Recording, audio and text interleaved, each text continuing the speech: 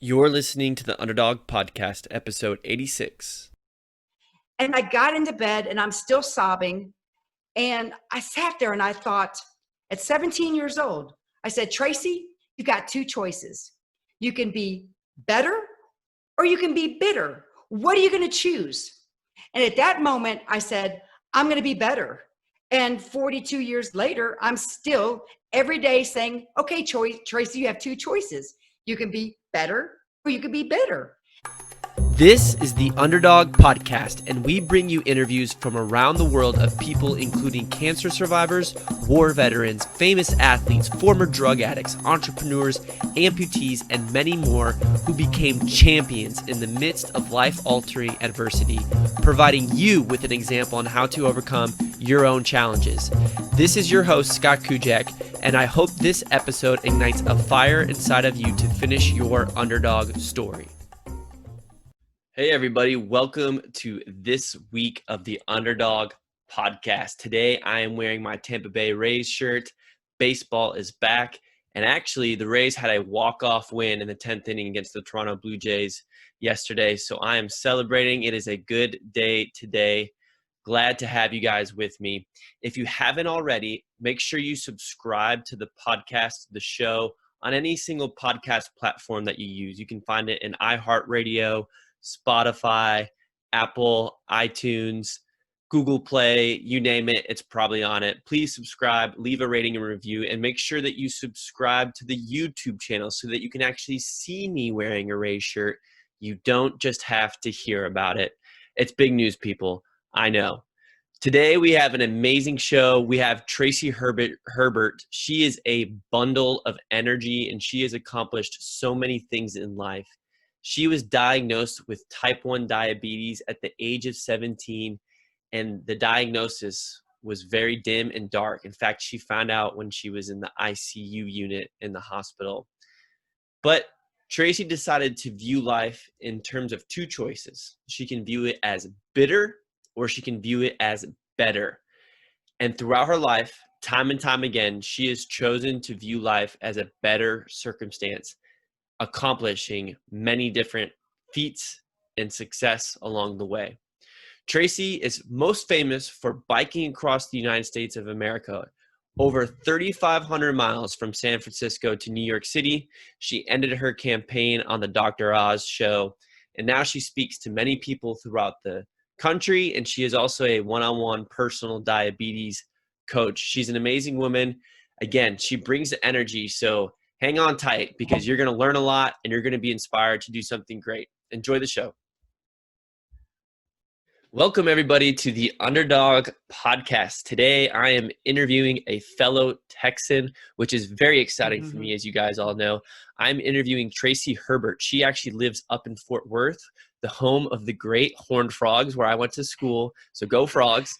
And she's excited to be on the line with us and share her story. Tracy, welcome to the show.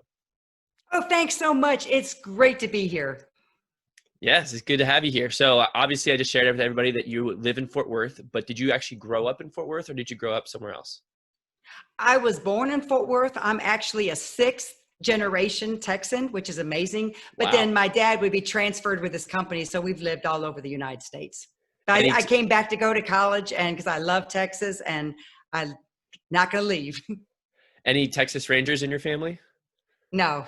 Oh man, that'd be cool. Neither the sports or the police, whatever they're called, the police force or whatever. Nope. Yeah, nobody. I was talking about like the Cowboy Texas Rangers, not baseball, but either one would have been acceptable. I'm a huge sports fan, so. Yeah, well, we know that obviously TCU is in your blood and some of your family members went there. Your daughter, you told me right before this recording. So definitely excited to have ties of TCU on the show. Tracy, you have an amazing story. A brief summary, you biked across the United States of America to raise diabetes awareness, and what an incredible journey, over 3,500 miles. And we're going to dive into that really deep towards the middle part of the show, the end of the show. But first, I just want to talk to you about diabetes and when were you first diagnosed with diabetes, or who else in your family has been affected by it, and how has your life changed because of it? I was 17 years old and I'm lying in a hospital bed fighting for my life. I mean, I'm in ICU. I had lost about 35 pounds and I've always been tall and slender. And I kept thinking, what is wrong with me? They kept taking me to the doctor and they all kept saying, it's in your head. And I kept saying, there's something wrong. Now, this was back in the 70s, so lots have changed since then. But my best friend and I were watching TV one day, and I saw Mary Tyler Moore, who also had type 1 diabetes, and she was on Phil Donahue. So old Gomers like me, y'all remember Phil Donahue. And it was so interesting because she started talking about the symptoms of diabetes. And my best friend looked at me and she said, that's what you have. And I was so excited because I was so sick. It was just unbelievable. Towards the end, before my diagnosis, I couldn't even get out of bed without help from my parents.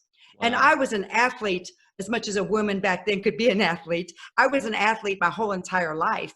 And so we knew something was wrong. So I, being a smart aleck, 17-year-old kid, I called my doctor's office and I said, I know what's wrong with me. And I told them I've got juvenile diabetes. And they're looking at my history. Back then, no computers, of course. They're looking through my file and they're like, you can't. Nobody in your family has it. Okay, so I went back to my life. Well, the next thing I knew, about a week and a half later, I'm in the ICU fighting for my life. And the doctor walks in and he kind of comes in, well, not kind of, but he puts his hands on his hip and he said, young lady, you've got juvenile diabetes. Then he said, you're going to be dead within 20 years. You're going to die with horrible complications. You're going to go blind. We'll have to cut your legs off. And then he said, you'll have to take multiple shots every single day for the rest of your life because there's not a cure. And as he's walking out the hospital room, he says, oh, and you're never going to be able to have any children.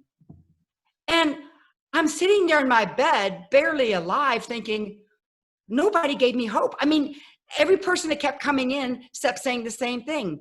You're going to be dead in 20 years. You're going to die with horrible complications, and you're never going to be able to have any children. Well, I thought, okay, Tracy, what are you going to do? So I'm sitting there finally, in 2.5 weeks later, I'm getting out of the hospital. And my first outing with my friends, because I wasn't really able to do much because I was learning how to give myself shots. Back then we had to boil syringes. That's how long ago it's been. And my parents finally said, okay, you can go to the movie with your friends. So we were all going to go see Animal House, best movie of all time. And so as I'm running out of that house, again, 17-year-old kid, my mom says, remember, Tracy, you can't eat anything. Now, did she say it because we couldn't afford it? No. And did she say it because, she didn't want me to have fun? Of course not. But she taught me at that young age that had the discipline to eat the right kind of foods. Because back then, you couldn't eat anything you wanted except celery. That was the only thing, unlimited amount I could have. And I don't know if you like celery, but I'm not a big celery fan now. But, no, man. 17, no. So all my friends were getting, the candy, the popcorn, the soft drinks and everything. And it was my turn. And I asked the concession stand clerk for a cup so I could get a drink of water out of the water fountain. And she looked at me like I was from outer space. Now, y'all, this was way before diet soft drinks, and we didn't have bottled water back in the day. And I said, oh, I'll be glad to pay for the cup. And she said, no.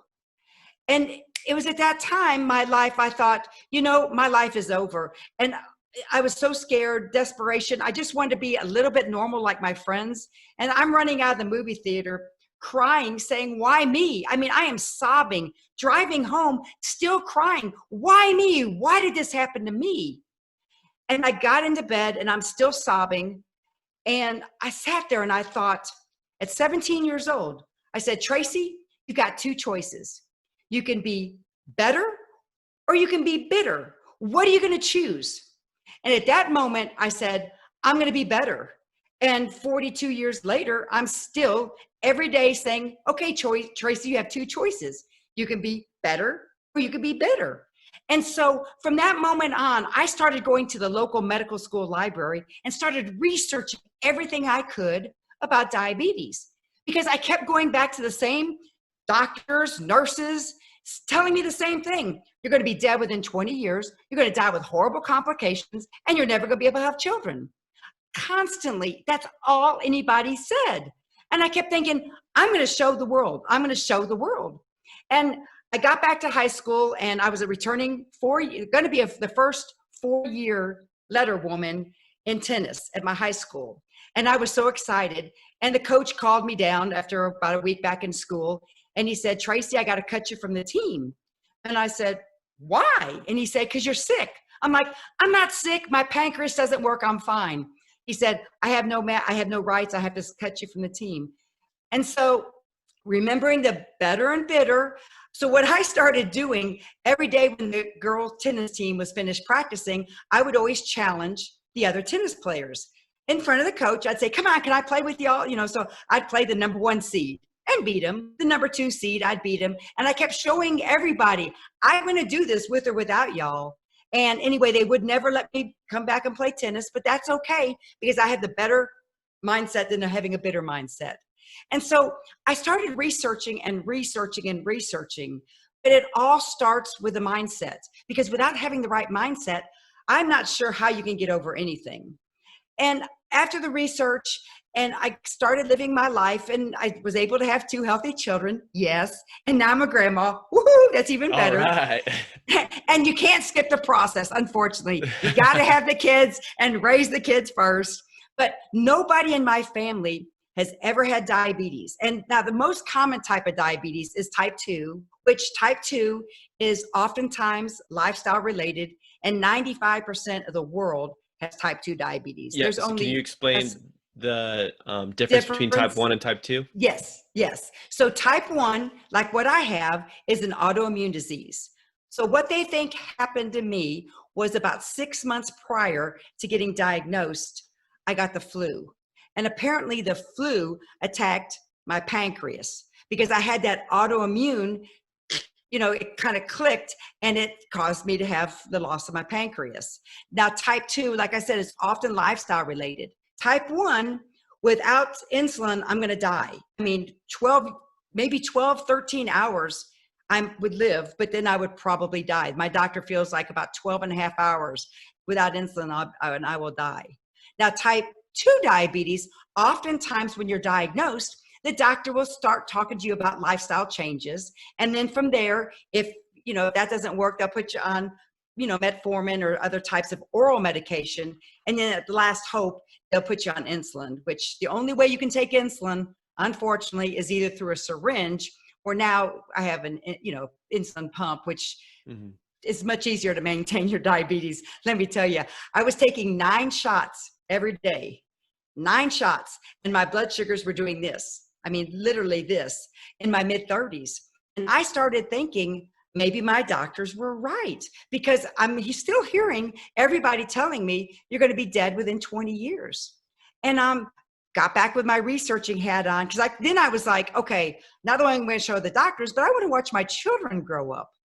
And so I started realizing the healthy American diet, which is what everybody in the world thinks, wasn't healthy for me, and it's not healthy for most people. So I started eating like salads and protein, and I started seeing my blood sugar stabilizing, which is fantastic, but then also I had more energy. And so from just doing little tweaks like that, and I started realizing, you can't rely on our medical society and medical teams today, because they don't have the information like we can have. I mean, you have to have them. Without doctors, we have to have doctors, obviously. And I'm not saying it's cut doctors down, but I feel like it's a partnership. So my doctor and I, all the time, I bring scientific research, because that is so important, and say, have you heard of this? And my doctor, who's been an endocrinologist, which is a doctor that treats people with diabetes, has been in practice since I was his patient at the very beginning. And he's like, I never heard of this. So it takes a partnership with any kind of health diagnosis. Now, I'm a very healthy person. And the first thing every doctor I meet has asked me the same question: how are you still alive, and what are you doing? And it's just because I've decided to be better and not bitter. I chose things to make me healthier versus eating foods that don't make me healthy. I've exercised for 42 years. Well, before that, but I started researching and realizing with diabetes, exercise is so important. And because of that, I found something every day that I enjoy doing, and I do it. Even during the COVID-19, when all my gyms were shut down and my yoga studio was shut down, pouring down rain, I would do stairs or I would run in place or whatever that looked like until I could get back outside. So my recommendation is whatever you're struggling with, man, first thing to do is start having the right mindset and say, I can do anything I put my mind to. But then eat the right kind of foods and find activities you enjoy, because if you enjoy it, you're going to do it over and over again. And my first book, when I wrote it, that's when it hit me, 3M formula. And this is something, if you don't hear anything else today, hear this. 3 M's, mind, mouth, and move. Your doctor will be thrilled when you tell your doctor this information, because they're telling you to do that. But just think about it. I mean, am I perfect? No, of course not. None of us are. But you start doing these things every day and you're going to start seeing things that you're going to be shocked.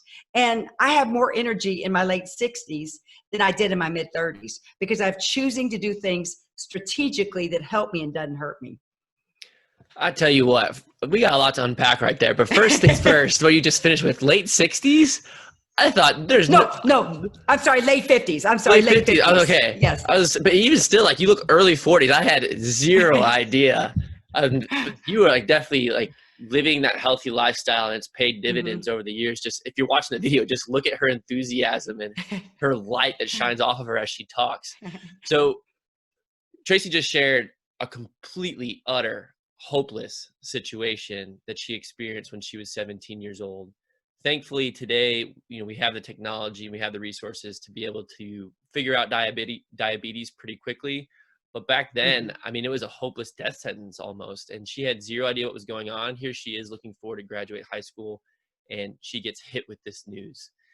I really, really like your mindset of, is this bitter or better? Is this going to help me, or is it going to hurt me, dependent on my mindset? And I'm sure that was your main focus moving forward in life. And I'm sure that a lot of things spun off because of that to help you carry forward and do the mind, mouth, move, and get into a lot of other sayings that helped you get through day to day.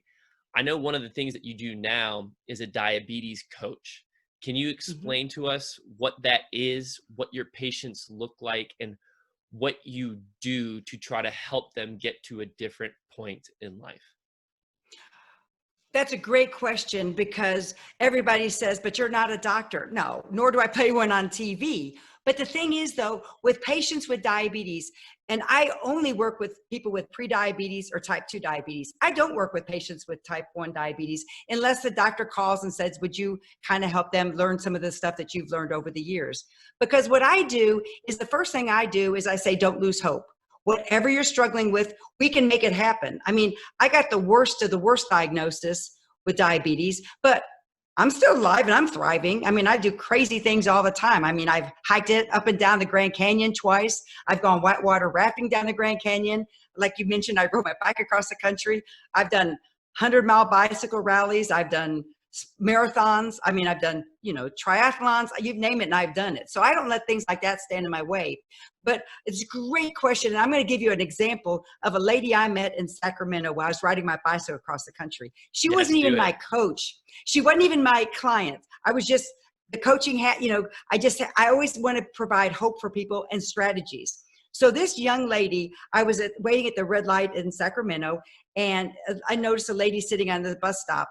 And I just had that gut feeling to go talk to her. I don't know what it was, but I walked over and she said, must be nice being able to ride your bike across the city. And I said, well, actually, I'm going to New York City, but okay. Well, I started looking at her, and she was probably in her mid 30s. And she was probably, I'm guessing, 200 pounds overweight. I mean, she was morbidly obese, bless her heart. And she started telling me, almost through tears in her eyes, that she was having to wait for her brother to come pick her up, who her house was just around the corner. She said maybe 6 houses away, but she says, I can't even stand at the bus stop. I have to sit down. I don't have that energy. So I started putting my coach's hat on. I started asking her all these questions. I said, could you walk 3 houses down? No. Could you walk next door? No. Everything I kept asking her, can you do this? Can you do this? And she said, no. And I said, okay, could you walk to the end of your driveway? And you could just see a little glimmer of hope in her eyes. And I said, okay, that's it. Okay, walk to your driveway, stop and rest, and then walk back. The next day, do it a couple times. So we were just doing little things. I was just telling her to do little things like that. And I said, when you get stronger, then go next door and then go down to the end of the street and keep going. But make sure you don't overdo it. And so I was riding my bicycle into New York City, and I got a text message from this lady. And she had just signed up for her first 5K walk. And Whoa. y'all, that's 3.1 miles. And just prior to that, she couldn't even stand up at the bus stop. And she went on to say, you started telling me to, eat to live, don't live to eat. And I didn't really think too much about it. But she says, I never expected weight to come off. She says, I'm having to go out and buy new pants because my pants are too baggy on me now. And she says, I'm having to use a belt to strap it up. And she kept saying how much better she felt. But she used the word that I use all the time. She said, you gave me hope. And that's what I do with my coaching clients, because we get whatever diagnoses there are. Oftentimes you leave with a horrible diagnosis and you don't have hope. But with people with prediabetes, it is so simple to make changes so you don't get that type 2 diagnosis, because typically about 75% of people with prediabetes without lifestyle change will turn into people with type 2 diabetes. And you don't want it. It is a very expensive disease and a very difficult disease to control. So that's what I do with my clients. I first start talking to them because I could set up, I'm a certified personal trainer, I'm a wellness coach, I have a psychology background, and I could start sitting there telling you what to do. But what I need to do is hear, what do you need? What are you looking for? What do you want? Because until you have your why, you don't really know what you want to do. And that why is so critical. Start with why. There you go, Scott. You can be my client then. Yeah, check out off on this. No, but the thing is, though, you really want to make sure that you know your why, and don't let the why be what your doctor says or your family member says, because that's not going to work. But what is your why? I know a few years ago, my oldest grandson is now 9 years old. Yeah, 9 years old. And when I found out I was going to be a grandmother, I started doing exercises, getting up and down off the floor. Yeah, I was off yoga for several years. And I thought my number one why is I want to be able to get up and down and play with my grandkids. And even though I'm a long distance runner, even though I'm a long distance bicyclist, but I got to be able to play with my grandkids on the floor. So what I started doing things that I needed to do so I could play with my grandkids. And that's what is your why? That's what I try to determine. And sometimes we just spend 3 or 4 weeks just talking about your why. And that's why I always do free strategy sessions, because I want to find out. And you wouldn't believe how many people I say, you know what? You're not ready for me yet. Don't spend your money, because I want you to be successful. And that's kind of how I've been doing this for the last 18 years now. And I use a little bit of psychology, a little bit of wellness coaching, and a little bit of personal training. But mostly it's what do they need and what do they want and why do they want it? And a whole lot of experience. You left that one out too. But that's amazing. You have a great mission in the fact that you're able to help and coach individuals around the world and around the country, whether it's diabetes related or not. Of course, diabetes is your main focus, but you can coach anybody with any issue going on because of your passion, your enthusiasm, and the things that you've learned over the course of your life. A real quick side table conversation before we get back into the bike journey, but you mentioned that you're a certified personal trainer, and I know that you're certified through the Cooper Institute. Quick question, random question. Have you ever met Dr. Kenneth Cooper in Dallas? No. I saw him one time walking, but he was talking with somebody when I was there getting continuing education. But no, that's one of my bucket list dreams, is to get to meet that man. But no, not yet. Well, not yet. See my mindset? Yeah, exactly. So I actually interviewed him many episodes ago. Yeah. Great guy. And I actually got a chance to meet him in Dallas. I sat in his office and he showed me pictures with George Bush and everybody else that he's had a chance to meet with. Really, really cool individual. If anybody wants to go listen to that story, he actually is the one that created jogging. Like he said, this is healthy for your body, whereas every other doctor in his day said this is bad and this is going to kill people. So go check it out. I think it's episode 24, if I remember correctly, but an amazing man. He's been on stage with Billy Graham, George Bush, etc. Cool guy. But Tracy, I'd love to put you in contact with him, but we can talk about that afterwards. Yes, so let's please. go back to the biking journey. fighting diabetes and coaching people in diabetes is entirely different than riding your bike across the country trying to raise diabetes awareness. So what inspired you to do that? Well, first of all, with the epidemic rise of diabetes, not just in the United States, but around the world, somebody's got to do something, because I don't want anybody else to be dependent on insulin to live. That's my number one goal in life. But every decade since I hit 30, my 20th year into having diabetes, because every doctor said I'd be dead in 20 years, I do something to celebrate my diagnosis. And I say celebrate because I chose to be better and not bitter, but that's just another stab at that. But one year I did a 100-mile, it's called the Hotter Than Hell bicycle ride, where at mile 84, they're cooking eggs on the concrete because it's that hot. One year I did a triathlon, and I'm afraid of water. And so I do things every decade to say, guys, I'm doing this and I can do it. And as my 40th anniversary approached, I kept thinking, what am I going to do? I've done everything, I thought. And then I thought, why not ride your bike across the United States? Because I really originally was going to go the Appalachian Trail, which is about an 8-month journey, but I knew I couldn't keep my insulin cold. So I knew I couldn't do that. So I thought, let's ride your bike across the country. And I wanted to show people that no matter what you're struggling with, you can do it. And I wanted to do it as a personal thing, just to say, look at me, I'm still alive, but to offer hope to people. And I really thought, because I have so many people over the years that I'm a speaker and I've written books, and I really thought, okay, there's a couple of people that are really going to think this is a big deal. I was shocked. So on day 4 or 5 of my ride, I did social media throughout the whole ride, but on day 4 or 5, I got a message from a mom. Her daughter was 6 at that time, was 6 years old. And her daughter had been living with diabetes, type 1 like mine, for 4 years. She's 6 years old. So she's had it since she was 2. And she had given up hope on life. She was done with it. She says, Mom, I just want to die. I don't want to do this anymore.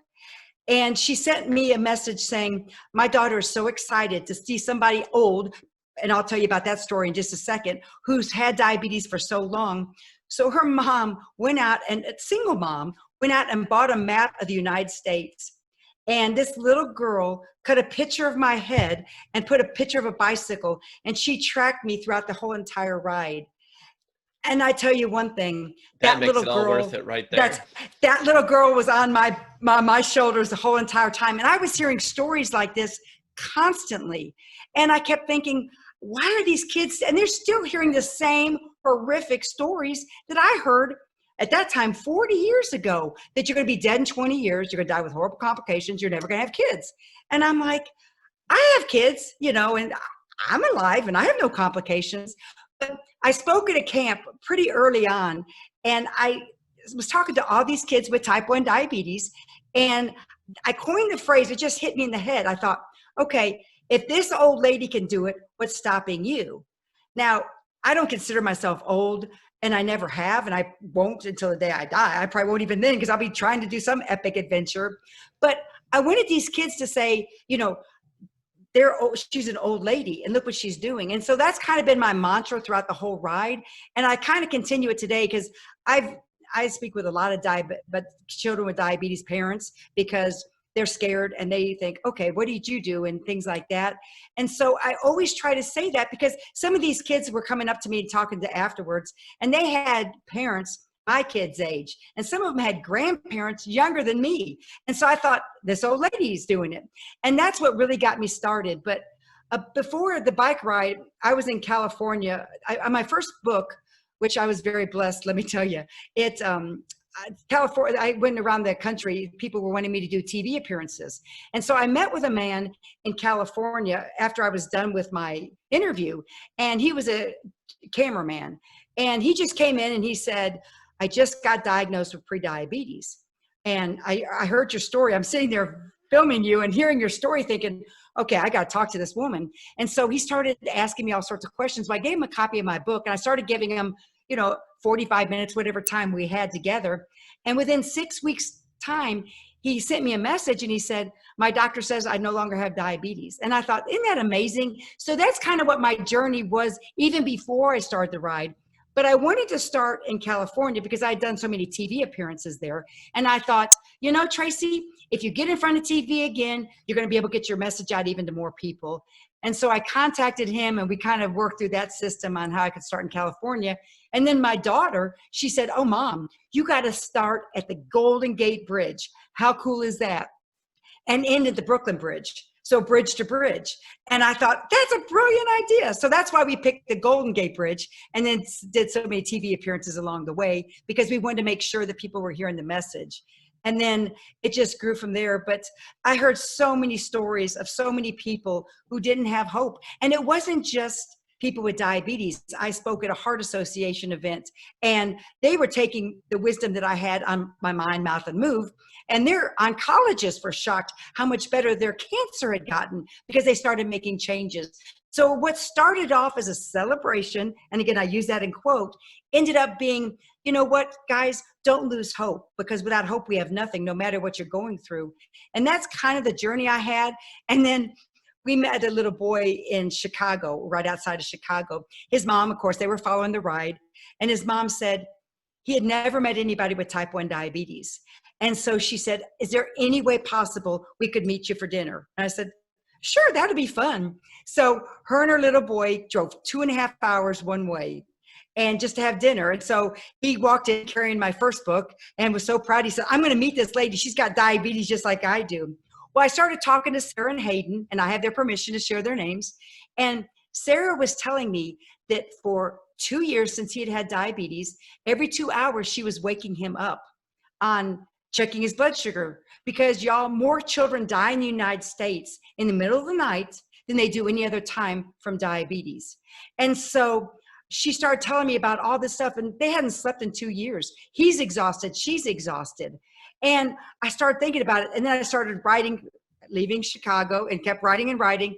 And I thought, okay, again, if not me, then who? So we started the foundation to help children with type 1 diabetes receive insulin pumps and continuous glucose monitors. And if you don't know what that is, thank goodness you don't, because you don't have anybody in your life with diabetes, but it's saving people's lives like you wouldn't believe. And so Hayden was our first recipient of the continuous glucose monitor, and it saved his life on so many times. So that's exciting. But I finished the ride on the Dr. Oz show, and he was so gracious to find to give, to help us start the foundation, because they started hearing about the foundation. And when his producer called me to say, we'd love to have you finish on the show, I'm like, oh, that'd be fun. Okay. Because he's one of my, yeah, I've always loved him anyway. But I thought that's really great. So that was we were able to get funding for that to start before we really started the foundation. So just stories like that, Trunky, I could talk for 17 hours about this. So just tell me when you're done with me. Well, I do have a good question for you along the journey, because I've interviewed people who have ran across the country or walked across different states. And they're usually trying to raise awareness for something, but they're not necessarily, like, they've had a family member affected by drug abuse or something. They're not necessarily a drug addict themselves. So I think this is the first time I've interviewed somebody who's done a trip like this, because it's directly impacted them in their own life, aka diabetes. So how did you manage your diabetes treatment over the course of 3,500 miles? That must be very difficult. It was very difficult. And then I'll get back to the Trunky story, because that fits in perfectly. Okay. So what I did before I left, several of the kids, well, my daughter especially, I had to sign a contract with her, because she said, when and if your blood sugars get out of control, you've got to stop. That's the only thing I say. I'll support you 100%. Because my kids know I'm crazy. They know I'm crazy, because I like to do these kind of things. And I said, okay, fine. So I knew when I left that if my blood sugars had a problem, I would have to stop. But the first couple of weeks really wasn't that bad, because my body hadn't kind of adjusted. I mean, I was able to lower my insulin, and I always carry snacks with me, even riding in the car. You wouldn't believe all the supplies I have to carry with me to make sure if my blood sugar goes this direction, I need to do this. If my blood sugar goes this direction, I have to do this. The only time, the first 3 weeks of my ride, I made a huge blunder. I was leaving Truckee, California, and I was heading to Reno, Nevada. And it was only supposed to be 3 hours on the bicycle. No problem. So I carried very little water, and I carried very few supplies, thinking, I just want to get there, because I had a TV appearance the next day. I just needed to get there and be done with it. Well, I'm looking at my watch and my bike computer, and I'm thinking, I've already been riding for 3 hours. And now by this time, I'm getting away from there was no civilization around. I mean, it was the craziest thing. Then I came up to a little community, and there's an elementary school with a fence about 6 feet high around the playground. And I thought, that's kind of strange for California, because I'm a Texan. Yeah. And then I saw the sign, bears. And I thought, oh, that makes sense why there's such a large fence around the playground. And then a lady's warning me, not Tracy, but be careful because the bears are active today. And I thought, okay, so now I'm away from civilization, and I'm having to carry my bicycle over boulders. I mean, they were up to my knee. Some of them were really big. I'm having to carry my bicycle up a mountain because I got lost. And I had no cell service, and I was almost out of water and totally out of food. And I got to the top of the mountain, and I had cell service, and I called my husband, and I said, I'm totally lost. And he looked at his family app, and he said, Tracy, you're on the wrong side of the mountain. And I thought, oh no. But I thought I got to keep going because, I had two choices. I'm always about choices because then I'm in control more. And I said, Tracy, you could stop the ride. You could call the park ranger, and, the ride would be over, but you'd be safe, or keep going. Well, my gut was telling me to keep going the same direction. So I'm climbing down this mountain, still carrying a bicycle over boulders this big. And by the time I got down onto the road, I looked like I'd been in a war zone. It was crazy. But 7 hours later, I pulled into Reno. And so I never gave up, but that was really dangerous because I had no food left. I was out of water by the time I got done. And you have to have fast sugar when you're riding your bicycle across the United States.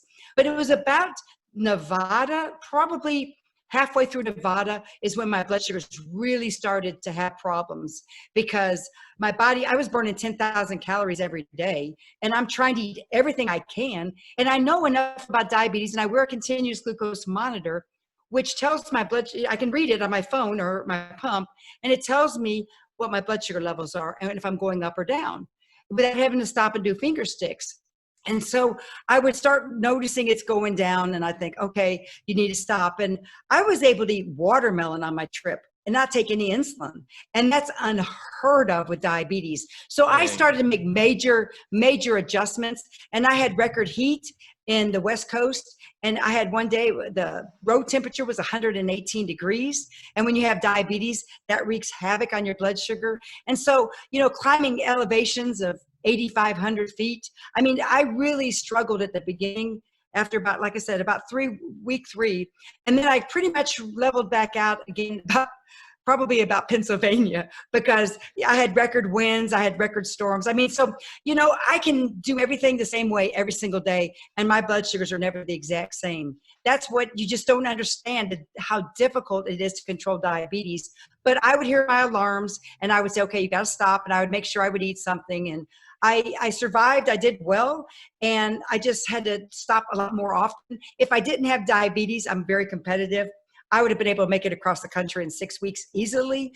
But because I took time and I had a lot of TV appearances and speaking opportunities, but most importantly, I would stop, and I would give myself sometimes an hour or 2 hour break just to let my blood sugar get back under control.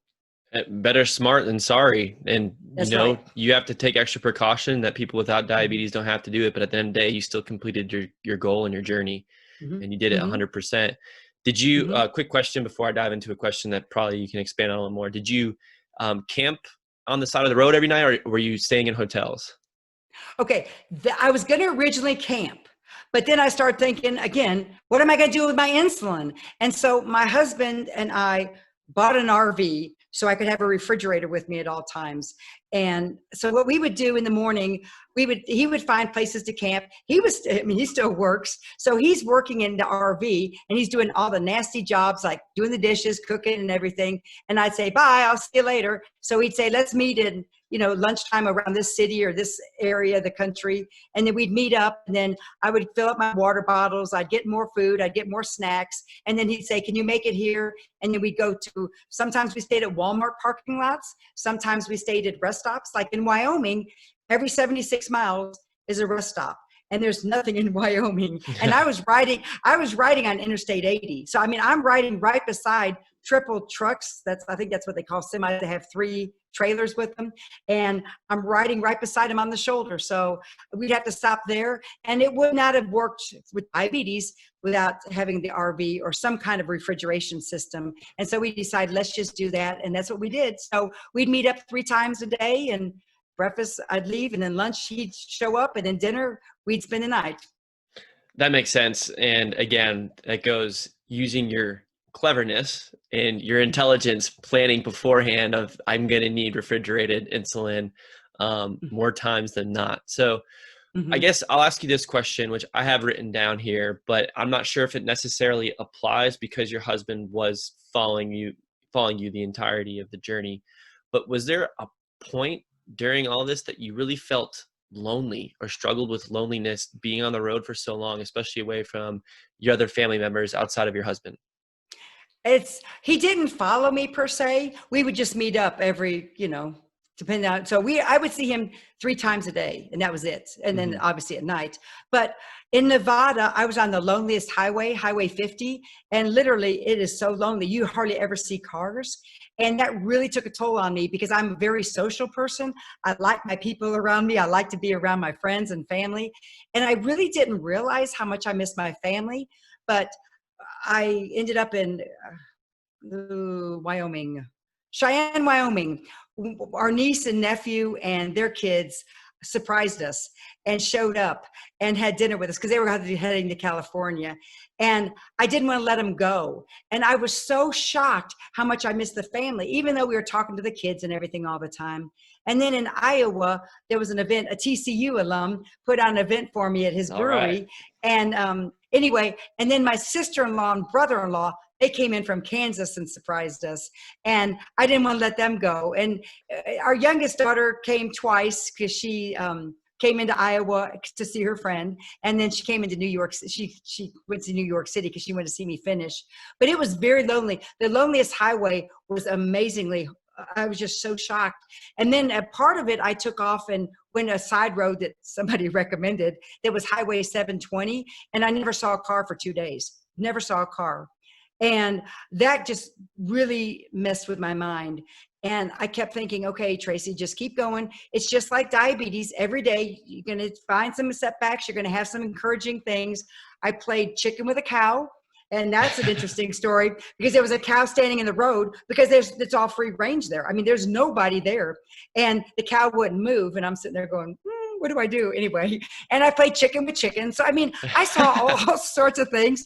I rode through carcasses of animals, dead animals on the side of the road in Interstate 80. And so it was really challenging for me. But the nice thing is I had so many encouraging people in my life that, and the social media followers, they would just sit there and say, you can do this, you've got it, especially on days I was really low. And my friends who really know me well or my family said, you don't look good today. And I'd say, well, I don't really feel good. Why don't you stop? And so it's not the same, but having family surprise us a couple of times really was good. But my husband was a dear because, I would call him sometimes and say, where are you? I'm lost. And he'd say, well, I'm at this intersection. I'm like, I can't find you anywhere. And, things like that. So I had him I could call, but he's, bless his heart, he's working wherever he is, trying to get his job done. Yeah. Well, what a way to lift your spirits for your family to come in and surprise you at different intervals along your track. That's a really cool part about family, of everyone buying into your mission and supporting you along the journey. And that definitely made a huge difference, especially after those long treks throughout Nevada and not seeing a single soul on the planet. What did it feel like? This is a big question. What did it feel like to actually cross the Brooklyn Bridge and finish? If anyone goes to Tracy's website, the first thing you see in the video is her crossing that Brooklyn Bridge. And at the end, she's like, we did it, 3,500 miles. So can you share with us what those feelings were like? When it was really tough for me in the record heat, in the strong winds, and it was never a tailwind for me, it was always headwinds. Crazy thing. And then the storms on the East Coast, I would always visualize New York City because I'd say, keep your eye on the prize. Even the days that you're down, keep your eye on the prize. And I kept thinking it's going to be just life-changing. And then I rode into Newark, and I took a picture at the Newark sign, and I was so excited because by then I was already seeing the skyline. And I really thought it's going to be such an emotional thing. I can't believe it. But it was actually not as emotional as I thought it was going to be. I don't know, because it was pouring down rain. I don't know exactly why, but I didn't even feel like I had finished because my body kept saying, keep going, keep going. And it's funny because when we left New York, we went up to Maine for a couple of weeks so I could work on my book.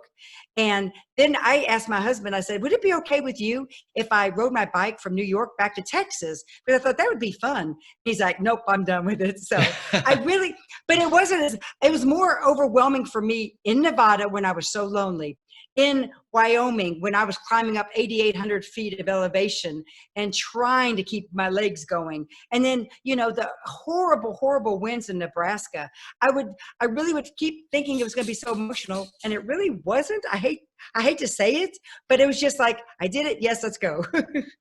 No, I mean, we want the truth. And again, I've interviewed people who have walked across the country or walked across states, mm-hmm. and some of them say it was the most euphoric feeling. I couldn't believe that I did it. And some people are just like, it was just kind of like another day. Like, yeah. I did it. I completed it. That was my journey. And I was like, all right, what's the next adventure? That's right. Yeah. That's what I was working on. What's going to be our next adventure? That's what I was like, okay, let's go from here to here next. Yeah. And maybe, your next adventure, or at least part of it, was coming out with your second book and now doing a lot of speaking engagements. So can you share with us what those two books are about, and then also what you speak about on stage throughout the nation? So my first book was Diabetes, Tragedy, Triumph. And it was based on everything I had learned. When I wrote it, I'd been having diabetes for 36 years. And so the science behind it, everything I had learned, everything I had practiced at that time. And then my second book, Ride for Hope, it chronicles my bicycle ride across the United States. And then I just released a third book that's called Longevity Codes. And it's based on a lot of science. And I've been researching for 42 years on health and wellness and medical stuff. And so it's based on that. But I shot a documentary when I was on the ride. And so I'm still going through hundreds and hundreds of hours of things, because that's what my next big mission is to get this documentary finished, because it's that cool. It is 3.5 minute video on my website. Thank you for sharing that, because that is really cool. Everybody that watches it says, I felt like I was on the bicycle with you. Yeah. But the next the documentary is going to be really impactful for so many people, whether you have a medical condition or you've had a really bad experience in life, or you're getting older and you just want to have something that you can have something to look forward to. And I'm excited about that. But my next actual ride was going to be from Canada to Mexico, border to border, see bridge to bridge, border to border. But I had to postpone it because of COVID, and I was supposed to go in September, but obviously we're pushing that back maybe another year on that one, because it's going to be the Pacific Coast. She never rests, always aspiring to do something amazing with the gift that she's been given in her life, and choosing to look at things in a better way rather than a bitter way.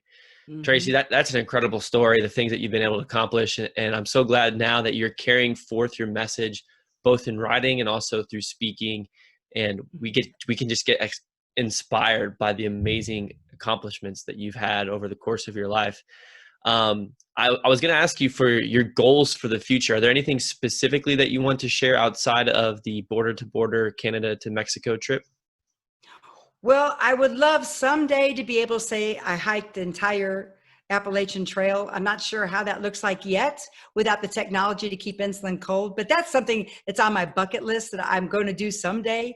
And then I had planned on taking a gap year when I graduated from high school before I started college, and backpack across Europe, but that wasn't available because I had just found out I had diabetes. And so that's one of my missions. I'd like to be able to get out. We backpack all the time. We're big outdoors people. And so I want to do something big. I just don't know what it is yet, because again, I have to take care of my health because I can't do anything. But I didn't answer your other question about speaking, but that's what I speak about is, not just setting a goal, because you can set a goal. I mean, you could say, check, I'm going to do this, I'm going to do this. But I like to inspire my audiences when they're hearing me speak on what is it that you want to do. Don't plan what I'm doing, but plan what you want to do. And of course, overcoming setbacks and achieving amazing things. That's always fun to talk about because we need hope. And that's one of the things that I would love to share is when I started my bicycle ride across the country, and that was in 2017, I thought I was kind of cynical. It's probably the best way to say it. I just felt like we lived in a pretty bad place in the world right now because there was so much inner bickering and everything. And day 2 or 3 throughout the whole entire ride, people would be waving at me, screaming out their window, "You've got this, you can do it." People stopping on the side of the road and fixing a tire for me. People bringing me cold water, people buying me food when I'm sitting in a little town. And I kept thinking, this is a great country. This is a great world we live in. So I came back with a whole inspiration about how wonderful people are and quit thinking about all the bad in the world. But there were so many people that really helped me. And I really suggest you get out and do something like this, because when you can find people, and so many good people, that it really changes your attitude. And I'm going to do something until the day I die. My grandmother at 90 was still doing splits. My grandmother at 90 was still riding horses. And so that's kind of my mission is, you stop, you rust, and you die. I don't ever want to get rusty. I just want to keep going. And I've always been a big adventurer. And so I'm just kind of hoping that other people will say, if she can do it, I can go for a walk across the street, or I can go around the block, or I can go to the park and walk, or I can get on my bicycle. I haven't ridden a bicycle in 50 years. I can do something. So that's what I'm always trying to tell people is no matter what, find something you enjoy and keep doing it. Incredible. I want to be just like you. I'm going to take everything you said, write it down, and live it out every single day. Amazing. Tracy, we'll move to the last 3 questions I ask every single guest on the show, and we'll see how your answers compare to the other 84, 85 guests that I've had on. So number 1 is, what is your favorite quote? And before you answer, if your favorite quote is one that you've created, that is welcome. Oh, well, do something every day that frightens you. I wish I could take credit for that, but that's Eleanor Roosevelt. And that's because I got a refrigerator magnet, and I think about that every day, because when we let fear stop us, we don't accomplish what we're supposed to be doing. I like it. I like that one a lot. I actually don't think anyone has shared that on the show, surprisingly, but perfect message. Number 2, how has being an underdog in your story shaped you into the person that you are today? I'm a much stronger person, both physically and mentally, because you have to learn how to juggle a whole bunch of things when you have diabetes or any chronic illness. But I learned at a young age that when all my friends were eating pizza and I couldn't have pizza, that I would visualize, and I'm going to say this, and I'm sorry if I gross out everybody, but it really works. So if you're struggling with eating problems and you want to lose a little bit of weight, I would watch in my mind mice running over their pizzas and using the restroom on the pizza. And it would take away any temptation I had. So it makes you stronger. You learn to come up with so many weird things just like that. And people are probably saying, well, that's gross. But you know what? To a 17-year-old kid and now to a 59-year-old woman, I still practice that thing. When somebody's eating something, I really think, ooh, that'd be good. I'm like, nope, it's broken up glass in that ice cream, or it's mice running around using the restroom. The power of mindset, man, so important. And yeah, it's an absurd and crazy way of thinking, but if it gets the job done and helps you get to your goals, then it's worth it. And what a perfect example. I've never heard anything like that, but I'm sure somebody listening right now that struggles with temptations of a strict diet can use that. I know I need to use that every now and then for my sweet tooth. And then number 3, the last question is, how do you define success and why do you consider yourself successful? I define success as never stopping. Whatever you're doing, if you're riding your bicycle across the country, every day do something, little steps every single day equal big results. And that's how successful people are. It doesn't matter what you are. It's every little day. And I never thought of myself as a successful person, although I've raised successful children. And I guess that's something that I always wanted to do, is be a mom. And that's why I fought my doctors for so long. But for me, it's success because if I could give somebody one piece of either hope or wisdom or encouragements, then they're going to be successful. And that's what it's all about, because together we're stronger, but individually we're not quite as strong. So that's the way I look at it. Every day, do something, whatever it is. Maybe just get out of bed and say, I'm going to brush my hair, or don't hit the snooze and say, I deserve to get up. Maybe go work out, or maybe just sit and meditate. I mean, there's so many things you can do. Or say, you know what? Instead of a candy bar today, I'm going to have an apple. Just something every day. That's going to bring success, because when I was eating in my mid-30s the way that I thought was healthy in the American society, I was not as successful as I am today, because I have energy, and you got to have energy if you want to accomplish something big. Little steps, big results. That is a motto to live life by. Tracy, how can we connect with you and find out more about what you're going on, your future adventures, your future trips? How can we plug into all things that you are doing? Okay, first of all, I do a weekly podcast, Your Diabetes Breakthrough. And then I also have my website, which you mentioned, Tracy Herbert, that's TracyHerbert.com, where you can see the ride across the country. You can follow all sorts of information. I have free resources there, because again, my mission is to help people take control of their health. And that's free is easy for people, and that, right, especially right now. And then also social media, all that, and reach out to me. And that's what people are really shocked when they hear me say this. If you're struggling with something, I don't have all the answers. I promise you I don't. But call me. My phone number is everywhere, because I want people to know they can get a hold of me. Or send me an email, Tracy@TracyHerbert.com, because you may be missing one little thing, and you may say, that makes total sense. And so I have all sorts of information out there, and it's pretty easy to find me. Just no E. My parents didn't know how to spell my name. I don't know why they spelled it like Dick Tracy. Now, I've seen that spelling pretty frequently, so you're not too much of an oddball.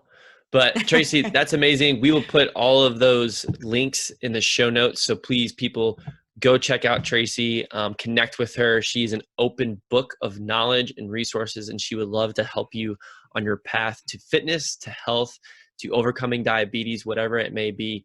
Check her out, and she is definitely willing to help you achieve your goals. Tracy, so good interviewing you. So glad that you are a Texan and that you didn't find a new place to live along those 3,500 miles.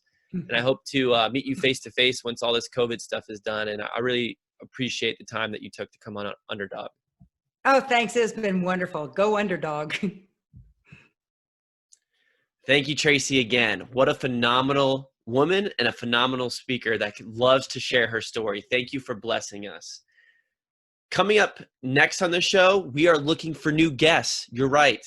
I am waiting to get some people in the queue. I have been busy with a bunch of other different things, so I apologize. But I will make sure that when the next show is published, it will appear on social media. So if you have not already, make sure you follow the Underdog Podcast on Instagram and Facebook. We are at Underdog_podcast. You can also follow the YouTube channel. That is Scott Kujak. Simply look that up and subscribe. Would love to hear from you. Any type of guest that you have for a recommendation, please send them my way. I'm constantly looking and reviewing different guests to bring on the show so that they can get their stories to you, get it in your earbuds. Thank you for listening to this episode. Please leave a rating and review if you have not. And until next week, or whatever the next episode is, unleash your own underdog spirit and find the will to never give up.